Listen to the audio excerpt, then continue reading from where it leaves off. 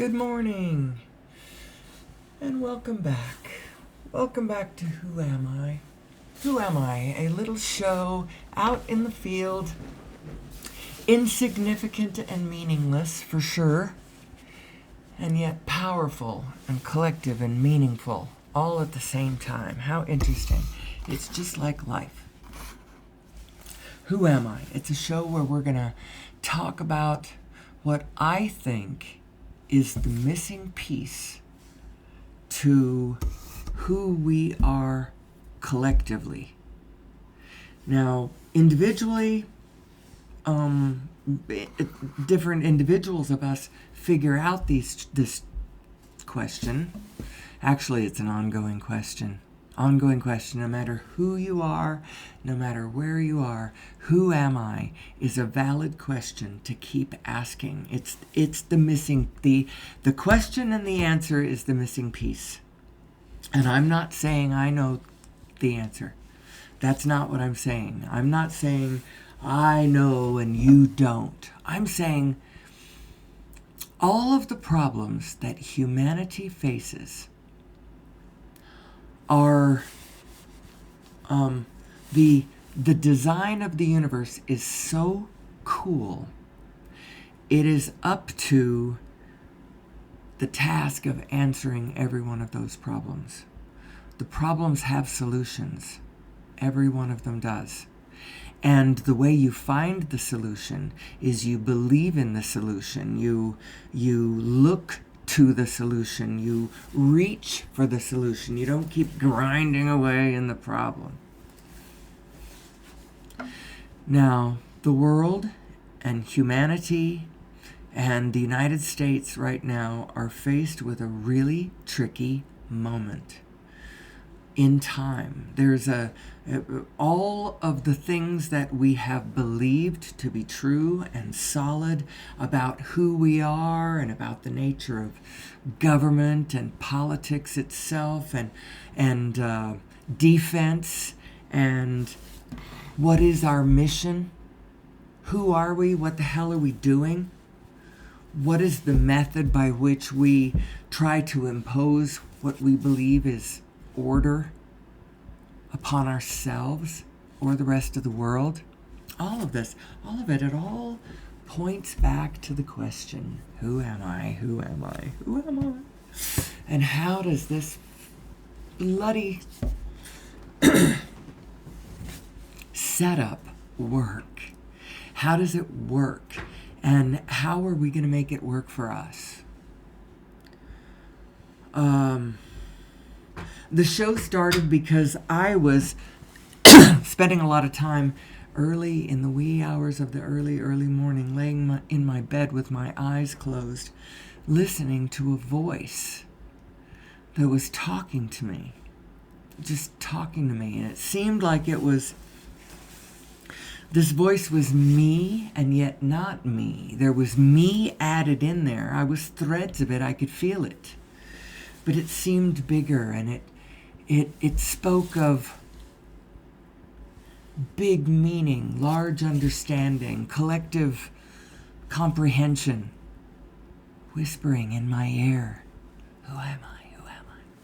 And so I started getting up early, wee hours of the morning, and practicing putting this voice, this inner voice, out in action, out in the field of action. Give her a platform, listen to her. She's got all kinds of things to say. I want to listen to her. She's both me and not me.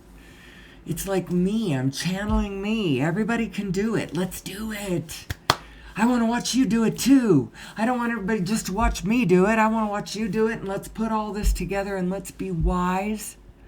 Let's be wise with one another. Let's be kind with one another, even unto the murderers and thieves and whatnot, the ne'er-do-wells, the rascally ne'er-do-wells amongst us. Understand that we are a collective being.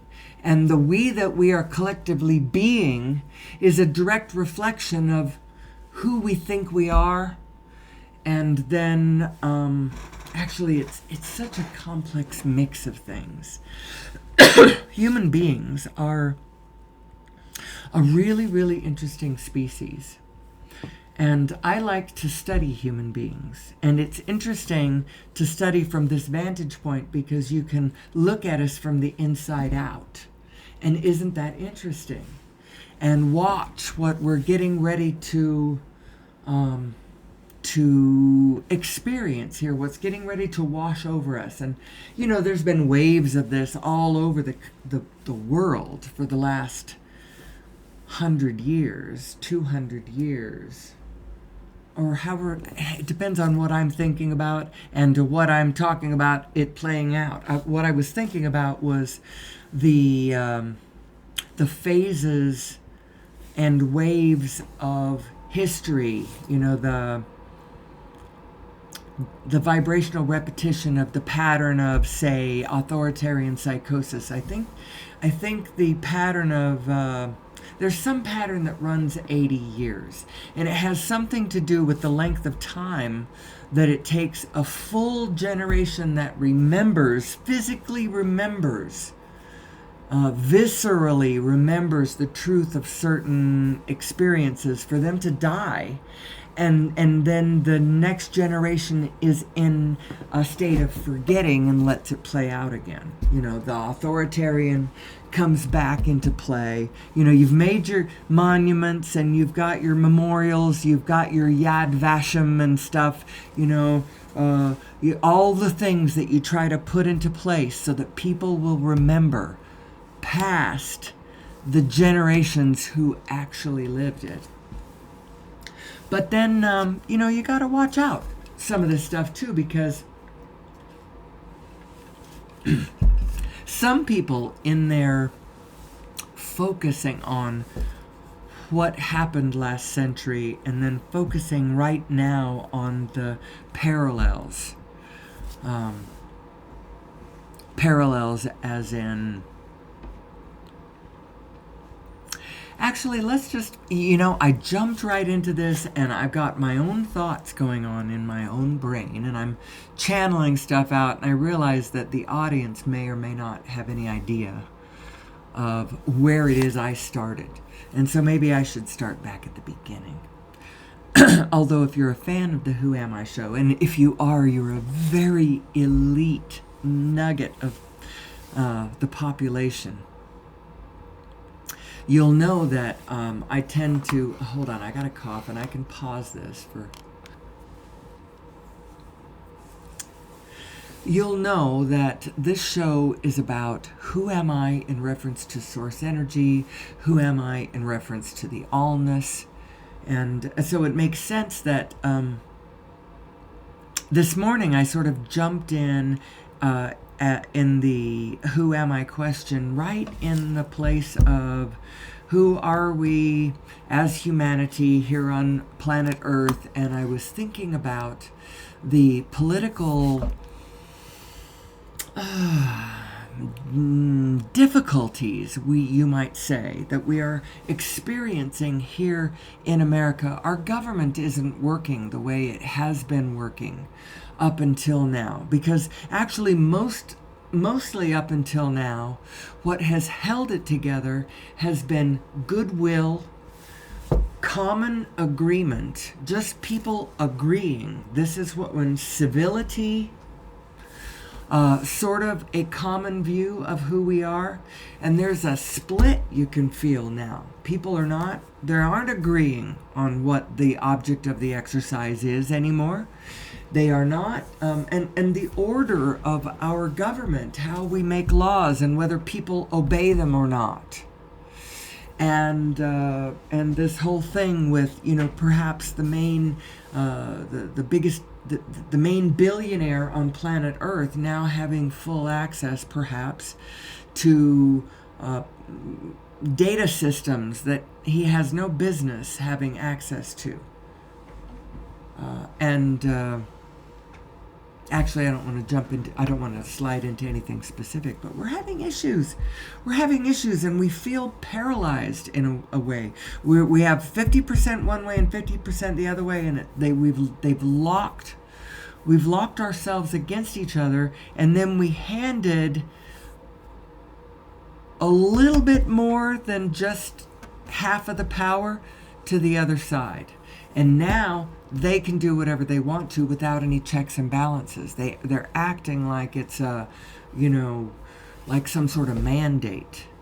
And depending on what they do to our systems, we could talk about this in specifics, and I could go into some bit of specificity of it that is my specialization, because specialization and specificity is what each individual human being is all about.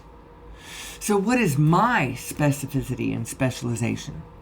Me, as the host of Who Am I? I'll tell you what my specificity and specialization is. It's generalities. I'm a general. I go to the general. I pull back to the general, and I'm looking at generally, who are we? Where are we going? What's the object of the exercise? How are we designed? Just generally, who are we? Who am I? Who are we? What is our design?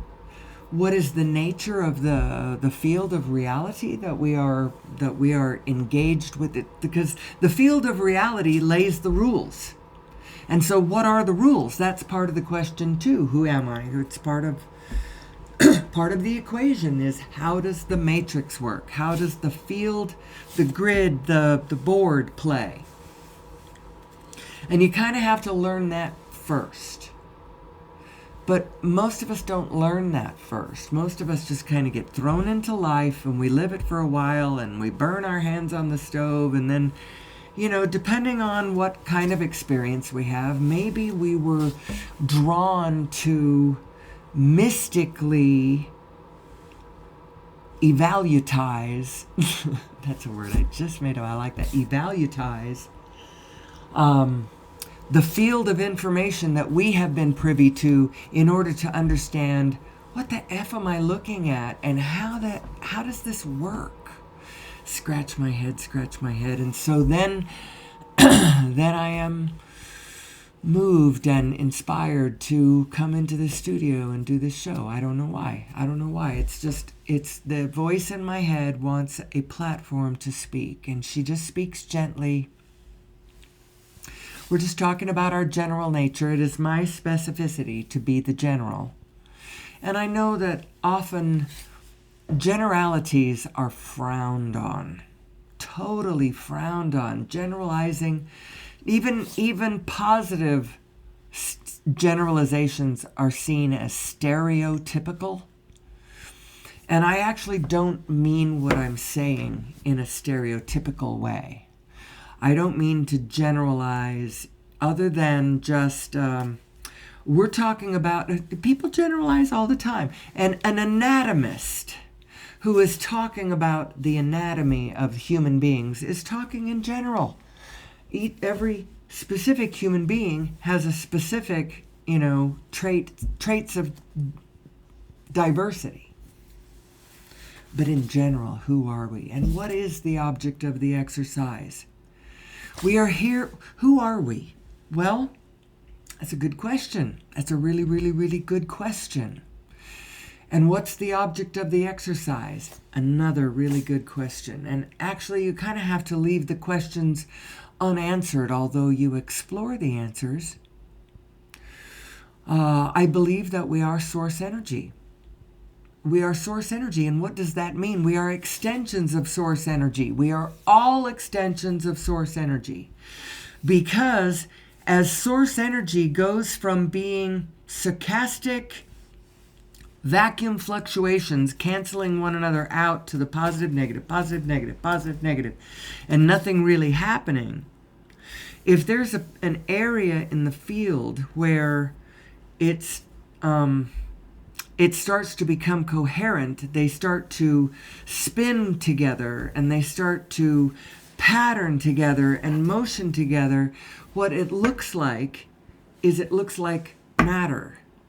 And when it cancels to the random effect, it looks like space. But the whole thing is a single plasmic field, cosmic plasmic field of connected plonks, all touching one another, all independently fluctuating in and out of existence and either spinning in coherence with their neighbors or fluctuating randomly depending on how you are this field. So when you understand the rules of the field, then you start understanding the rules of your own life and what your positive and negative emotions actually mean from your bigger perspective.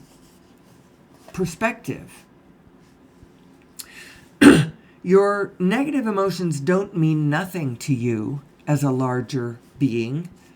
You don't really like seeing your beloved small aspect of yourself suffering in negative emotion, and would love, you as your larger self, would love to help your smaller self understand who you are. And it's not just that every time you feel a negative emotion, you're wrong. You know, sometimes people interpret the meaning of your two selves in that way. You know, what do I mean by that? Well, you're a vibrational self. And you are vibrational, and the greater part of you is source energy connected to all things. Your larger vibrational self is actually who you are more than the little self that it appears that you are mostly. How does Abraham put all of this? You're vibrational beings in a vibrational universe, and you were source energy before you came into these physical bodies, and the larger part of you still is source energy and is vibrationally connected to all things and is not concerned about the little things that you are concerned about in the way that you are concerned about them.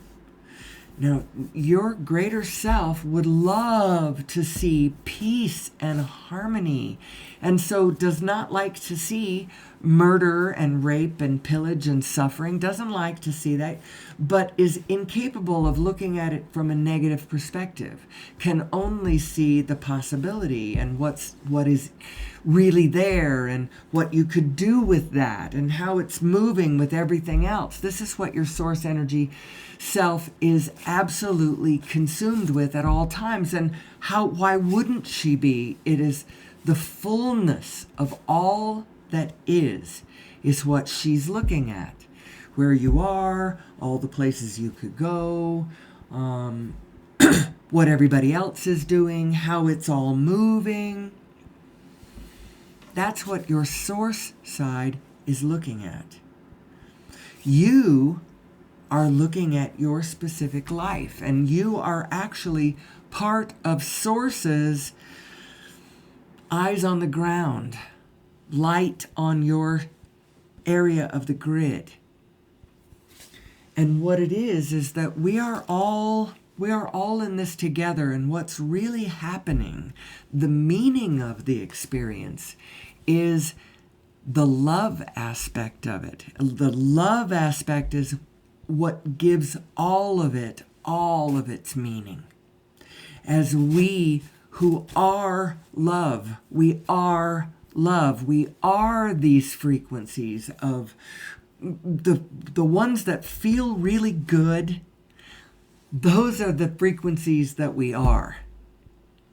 And the ones that feel really bad are the frequencies that we create when in our individual thinking minds we think thoughts that run straight contrary to, right against the beating flow of this stream that's going the other direction. And when you take thoughts that go cross to it, oh my God, life beats you up, and it feels so bad. It feels so lonely.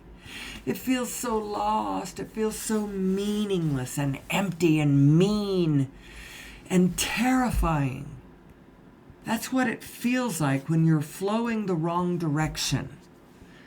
And it's your inner being trying to tell you that. And the only reason that you're not listening is because you weren't trained to care more about how you feel than anything else, and to disregard conditions if the two come up against one another. Go with the feeling. Don't go with the condition. Don't go with your thinking mind's evaluation of the condition anyway. You still are, when you go with the feelings that your inner being is trying to lead you with, you're not going against the real physicality of what's going on in the real physical world around you. Your inner being knows. Your inner being knows physically what's going on and what you care about in it. What you love about it, what is fun to you, what is playful to you, what is joyful to you, what is meaningful to you. Your inner being knows all of that, as well as exactly where all the stones are placed, you know. That was sort of to illustrate. She knows both the flow and the meaning, the feeling of the movement and what you care about. We are really cool creatures, people. And if we would learn to work our individual specific equipment and then relate the meaning of what we're doing in our little specific lives back up to the greater whole that we are and add the whole thing in together, we'd be brilliant. We'd be brilliant together. Would be brilliant when we got together and created anything, whether it was a transportation system or a communication system or a currency system or a system of governments, why we come together as governments and what we leave the F out of it, how we understand whether our leaders are something we want to elect or whether they're out of alignment. We need to, we as a people need to understand the concept of alignment. What is alignment? Well, first of all, you are a binary creature. Your system is a binary setup. And it's comprised of two main components. One is you and your physical body with your physical brain and your physical skull, walking your physical life in your HBV, your meat suit. HBV stands for human being vehicle. It's the physical,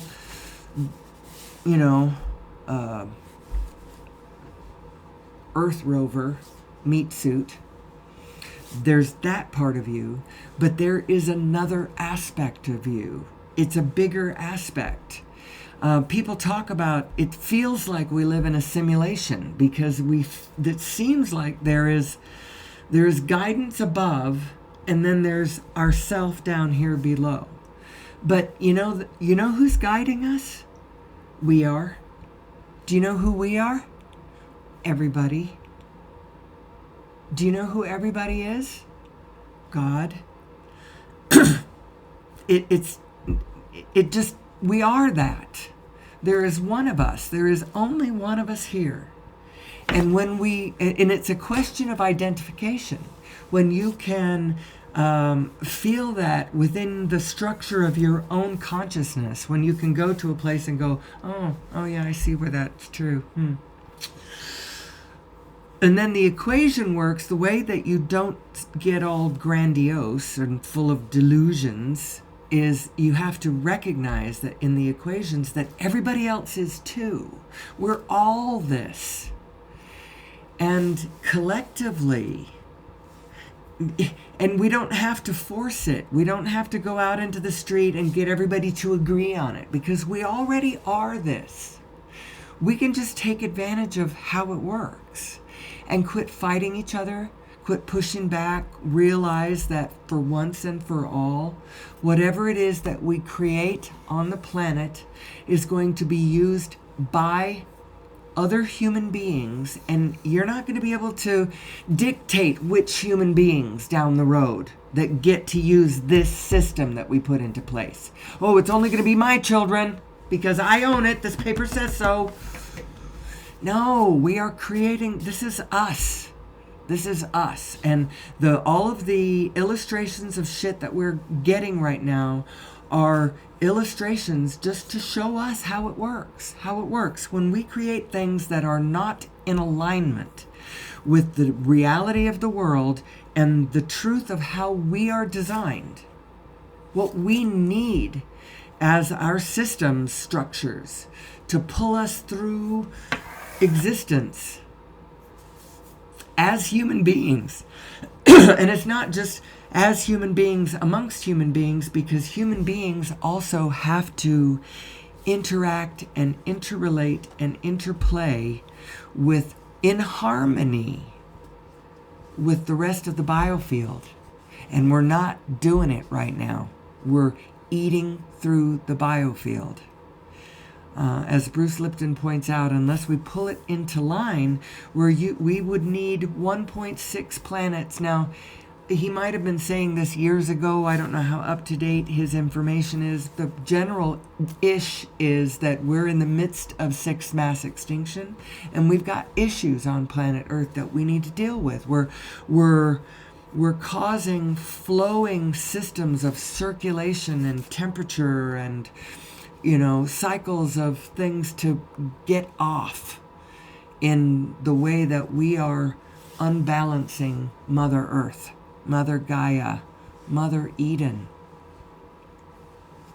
Planet Eden. However you want to say this, we are messing with it. But the answer is to get into alignment and then follow the same things that we want from our position of alignment. We will line it up with the harmonies of the planet itself. We can do this, We need to just get straight about what are the laws of the universe, what are our needs, what are the steps of creation, who are we? Who else are we playing with in this? Are there other beings out there who can help us? All of these good questions, and I have no idea what the answers are. I'm just starting to learn to voice the questions from within my heart and soul, regardless of what my outside surface self might fear about how I might get in trouble by letting my inner voice out. I think we're moving into a time of life of existence where, depending on how you play it, we are in a way free to be whoever we are. And honestly, probably more than any time in history has ever been. And just because laws change does not mean that people are not free. What we're free to do, which is what we should have always learned how to do, we are always free to follow,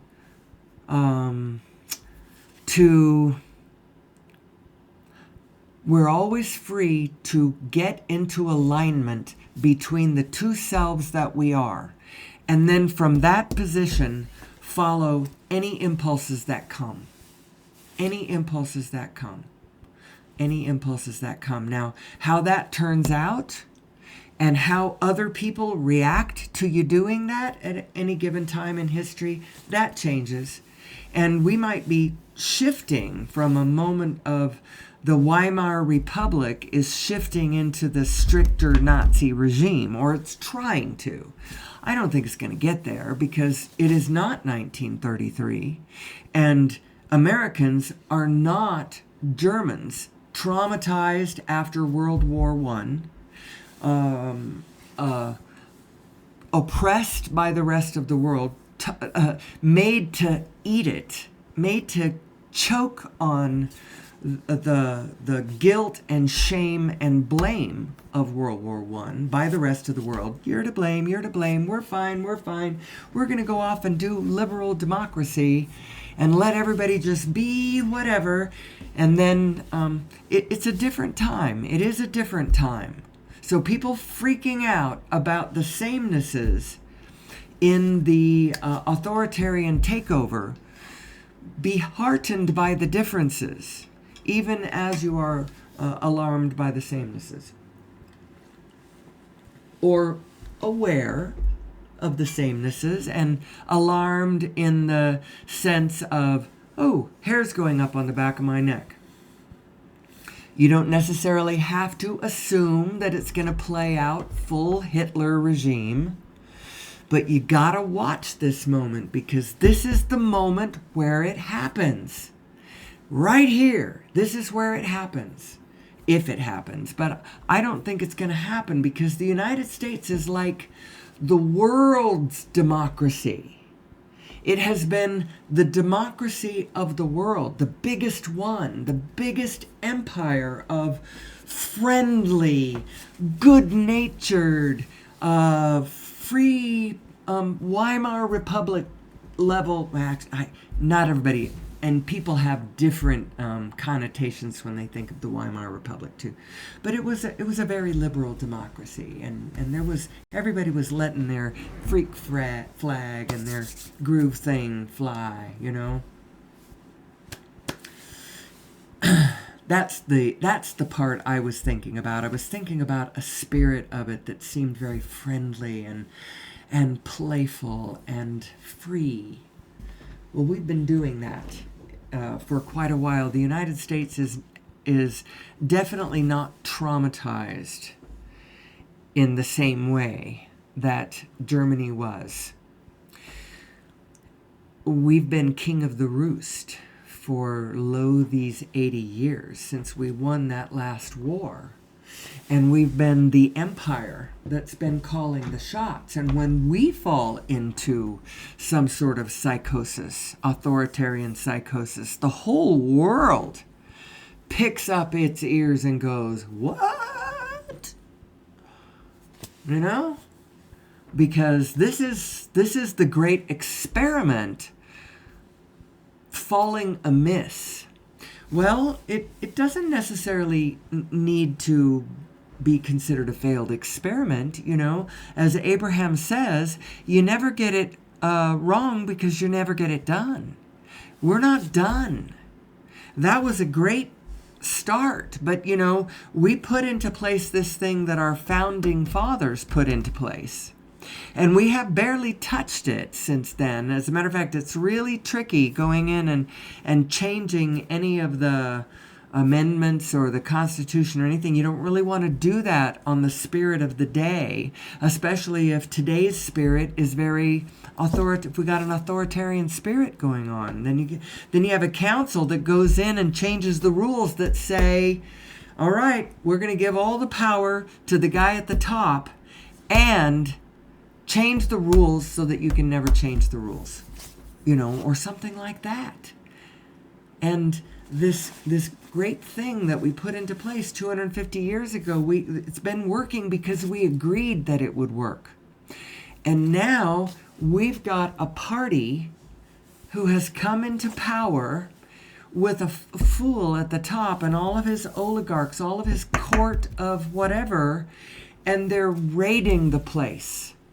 They are raiding this wholeness that we agreed on, this structure that we have been building for the last 250 years, this organizational structure of how we work with our problems, how we help people, how we collect data, how we disseminate information, how we come up with, how we collectively gather and teach one another the things that we have learned. You know, that's like our colleges and stuff, and then our laboratories where we go in and we postulate questions, and then in the laboratories we come up with answers. And how do we decide who gets to ask the questions in which laboratories that are paid for by which money? Well, that's a process of grant allocating and anyway, it's a vast system of this that is kind of running chaotically at the moment. Things are turning sideways.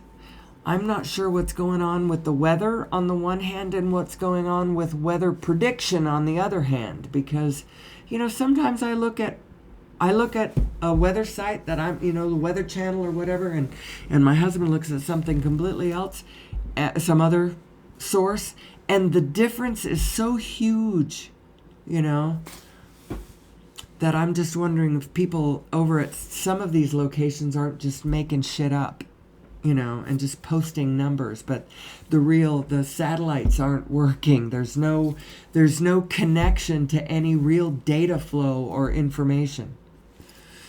I don't know. It's a funny moment in time, people. We have been counting on government systems to do certain things.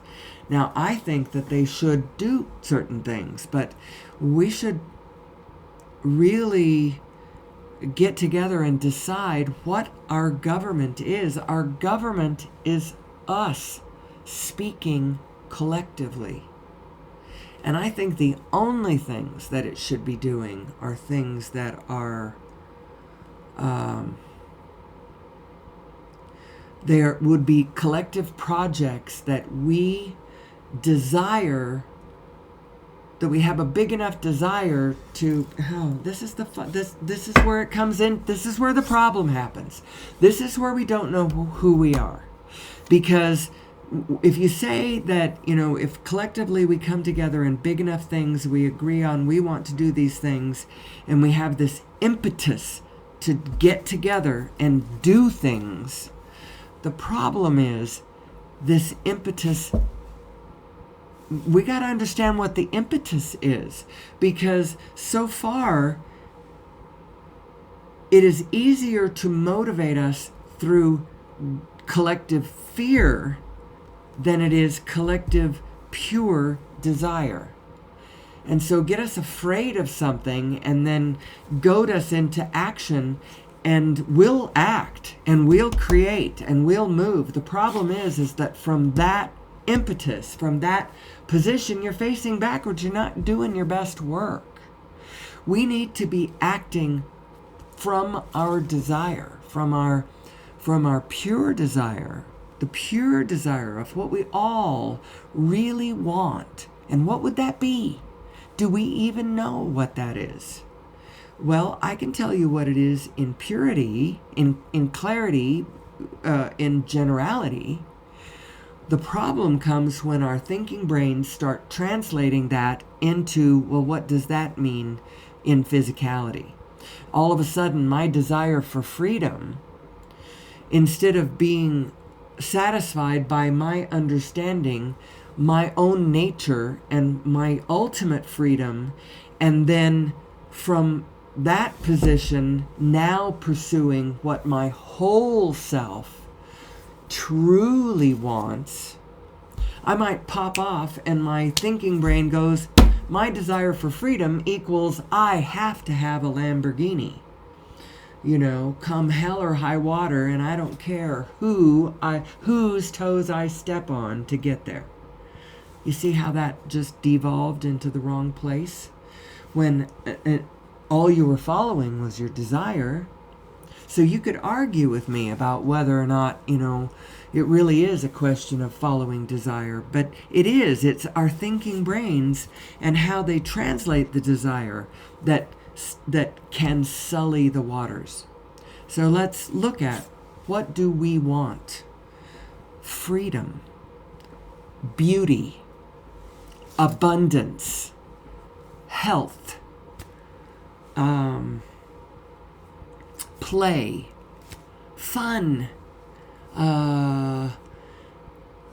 possibility, to see possibility. It's a beautiful thing to look forward in your glance and see all kinds of different things that you could work with and all kinds of directions that you could go in fun, in whatever. That's so that motion. We want that motion. We want meaningful work. We want to feel like we belong to our people. we want to know who we are. I believe it's one of the biggest impulsive drives that humanity has. This impulse to be whole, to our own wholeness.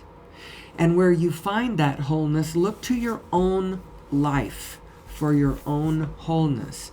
And what you're going to have to add back in is go back in and everything that you ever loved, and then from loved to hated, you have to switch it back to the love, because the hate is not who you are. And that person that you used to love that now you hate, you're going to have to work that out, because that's actually a problem that's happening between you and you. The you and you, big you, little you, micro you, macro you. Your macro you is your vibrational greater self, the one that is in touch with all of the rest of the universe, the one that knows, the one that is interface. It's there. You have an interface to God that is.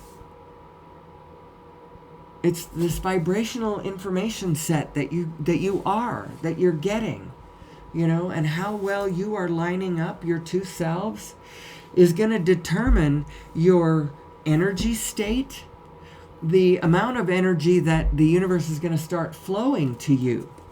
The more of that data stream you can handle, the more that the universe is going to flow through you. It's all very interesting. So interesting. I may sneak over to the other side just to see whether by any miracle I have got anybody. Oh, I do have somebody. Is that you? Is that you, my friend, or is that somebody else? Actually, I'm going to go back to my studio, and so that if you answer me, I don't freak out. It knocks me off my game. What I'm really doing, I am channeling. But I am channeling my own inner being. So I sometimes it goes well and sometimes it doesn't go so well. But I do it all under the heading of the name of my show, Who Am I?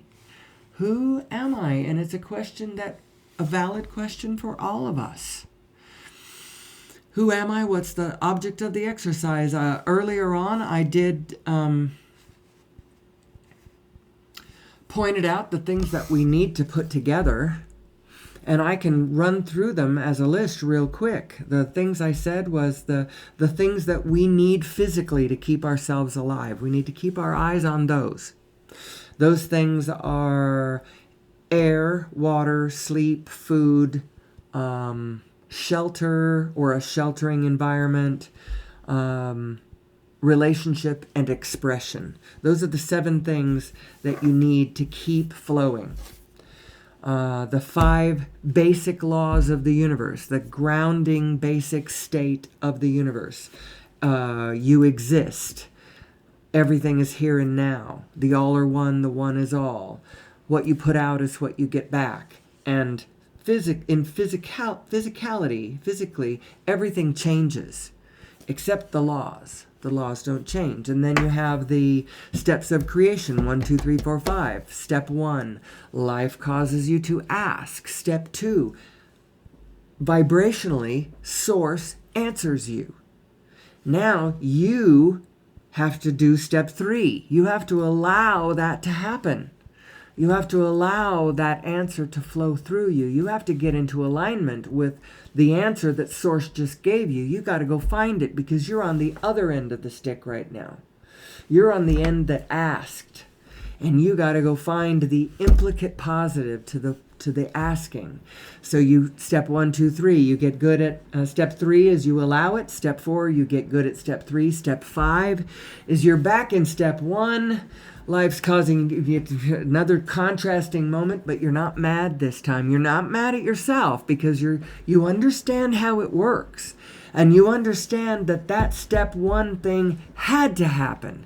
You had to have something that clarified that you wanted more than you had. or the universe would not expand. This is the evolution of all species. This is the expansion of all things that we are all flowing with. There's a larger field of this pattern of expansion and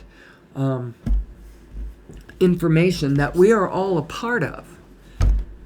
That when we get more consciously understanding who we are and how this works, that our lives are going to get a lot easier as we let go of the oars and flow downstream in the direction of what we want.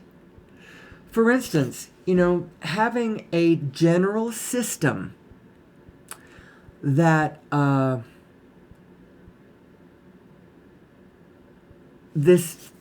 distribution, a general single system of distribution and a single way to interface with it. And then all of that is good. Now, what we do with that and how we flow the flow of blessings that come from that towards a single individual instead of allowing it to flow out to more individuals, we could work on that. But I call it Accio magic, being able to go to Amazon, or actually you don't have to just go to Amazon, but Amazon is great because the way its distribution system is working, there's a whole lot of shit that's stored, within 24 hours distance of where I am, so it's actually pretty cool. But how do we turn these systems so that they benefit all of us, so that all of us eat, so that all of us are sheltered, so that all of us get health care, so that all of us have access to ideas and entertainments and parks and food, all the things that we need. We are one being on this planet, people. Now, you can act selfishly for your own self, but once you go, anything that you created is going to be used by just other human beings. And wouldn't it be great if the systems that you created benefited all of humanity, all human beings? Like the transportation systems, so that maybe they have levels of care, levels of, I don't know. What I do know is that in every field of endeavor, every human being doing any task that has anything to do with any of us, which is most of us, whether you're in the healthcare industry or education or transportation or communications or whatever, every one of those things implies other human beings that are, you're educating other human beings, you're communicating with other human beings, you're transporting either goods to human beings or human beings to other locations. It's all us. We are one, people. And you don't have to fight about that. You don't have to, although it seems like we have to. We're one. Come on. Quit trying to cut everybody else out. But actually, our success is not predicated on us forcing anybody else to understand something they don't understand or do something different than what they're doing. That's not how you have to focus.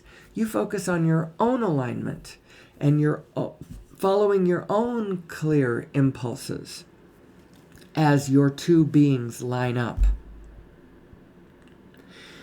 And from that position, from doing that, you start inspiring other people to realize what the game is. Oh, the game is alignment. Oh, I thought the game was trying to force other people to, mind their P's and Q's, or pay attention to me, or, serve me. I thought that's what the game was. No, no, no, no, no, no, no. The game is get into alignment.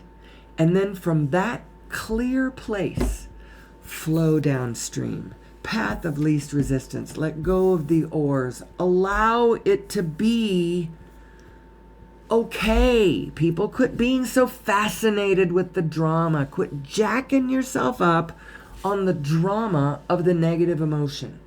Understand what your negative emotion is, and let's all get in touch with our greater self. Our greater selves are actually all the same self, with a very slight but important difference.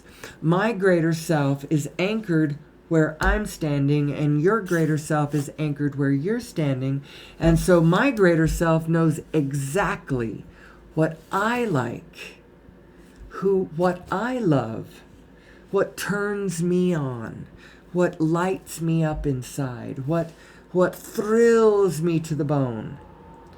And so from that position, that's what I should be looking for.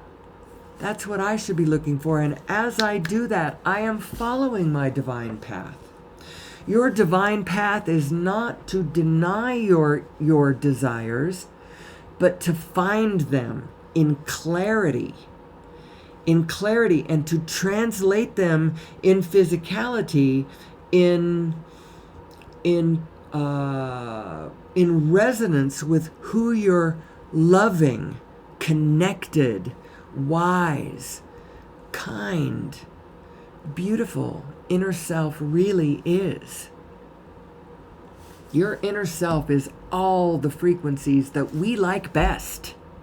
That's who your inner being really is. And that's how come every time you meet an experience that, or you're actually, what happens when you feel those feelings, it's not, you can do it this way. You can behold things on the outside, a beautiful natural vista, sunset over the ocean at idyllic, seagulls crying, and, the harmony of nature can make you feel the harmony of your inner being. It's true. And when you observe that, you can feel that vibrational frequency, and you go, oh, that's so beautiful. So you can witness conditions that can throw you this way. But the fact is that your inner being looks at all of reality and all of creation and feels this way. So that's who you really are, is those feelings. Then there is no bit of, so what's your job? Who are you? Who are you? I've kind of gotten onto an esoteric thing. How does this translate into, how do I make sense of my own sadness? Well, you're having sadness because you are two beings. And the little one of you is trying to lead the way with your thoughts. And you're thinking small thoughts, and you're thinking limiting thoughts, and limited thoughts that are flowing directly against the vibrational frequencies of your greater self. And it feels terrible when you do it. It's like worse than rubbing the cat the wrong way, or fingernails on a chalkboard, or it's like trying to, what are those little blow up inflatable rafts? Maybe you got a raft like that with a motor, a good motor, an Evinrude, dual, whatever. But you are in a really strong current of a river, and you're taking that little raft and you're trying to row upstream. Actually, you don't have an engine. You're trying to row with your hands. Row, row, row, row, row. And it's beating you up because you're doing it that way. When in actual fact, we could all just quickly flow directly downstream exactly to everything we want. I know exactly what Abraham is talking about. This exercise of coming into my studio for an hour every day and doing this little exercise of channeling my inner being, my two beings together, is bringing me to the same realizations of what Abraham tells her all the time. You know, this is the truth of our existence, people. This is who we are, and this is how we're going to fix our world. Not by insisting that other people do something different than what they are doing. The way we fix the world is do the only thing that you have any control over. Line your two selves up. Get into alignment between your smaller and your larger self. The religious people would be saying, get in touch with God. Get in touch with God. Find your Savior. Whatever it is that the missing link of the crazy people on the other side? It seems weird, but that is what it is. But what it is it's you. It's your nature. It's your vibrational dual nature. You are getting downloads. You're getting vibrational information from an overview self that you may or may not be listening to. She's coming through at a very, very high frequency. And when you get into the state of allowing that frequency to hit your solar plexus, to hit your, I don't know what it's hitting. It's hitting you when you tune into it, then you realize, oh, it's love. It's all seeing. It's all knowing. But it's also you. But don't get grandiose about it. It's me too. It's you. It's me. It's them. It's everybody. It's the cat. It's all of us. We are all in this together.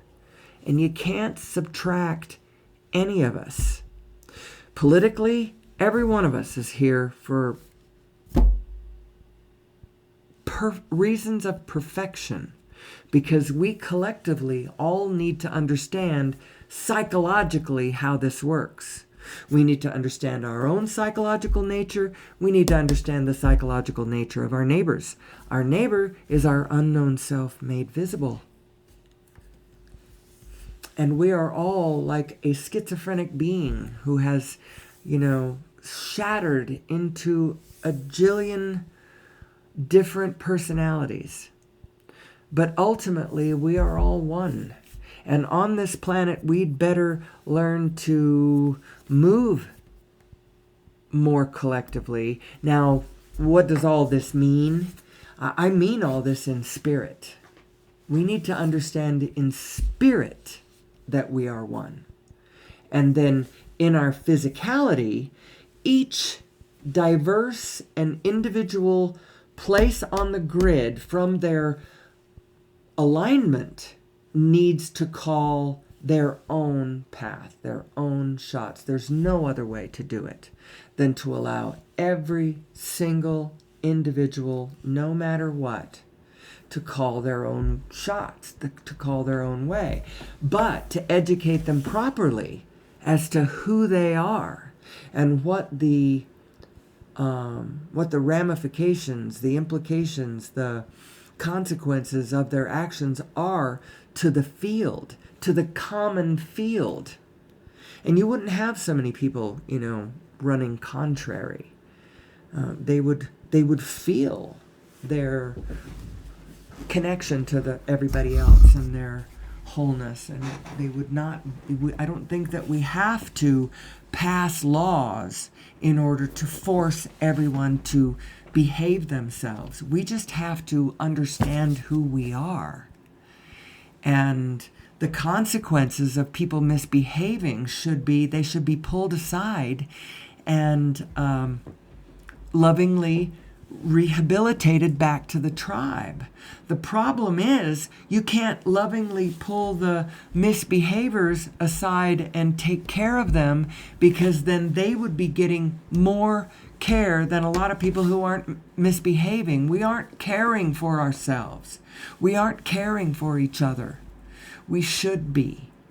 We somehow, collectively, we should be getting together and trying to figure out how to get every one of us health care, food, and shelter to some rudimentary degree so that people do not live in fear. And then on top of that, help assist one another to, the opportunities for, let's build the systems that we really want to have built. The transportation systems that we want to be in place, not just the stopgap ones until we build the ones we really want. Who are we? Who are we? And what is the whole point of everything? It looks like I have passed an hour. So I'm going to one more time go sneak over and look to see whether anything happened over at my... No one said anything. Oh, wow, what did I look at for a second? I was looking at something for a second. Well, I don't know. Anyway, until tomorrow, I hope that you will join me, either in my now, in your now, in some now in the future, when of course it will be now again. Until then, I wish you well, I bid you peace, and may the source be with you.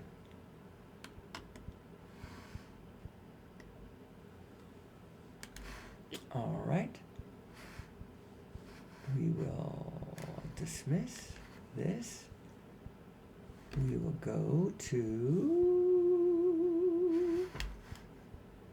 channel content.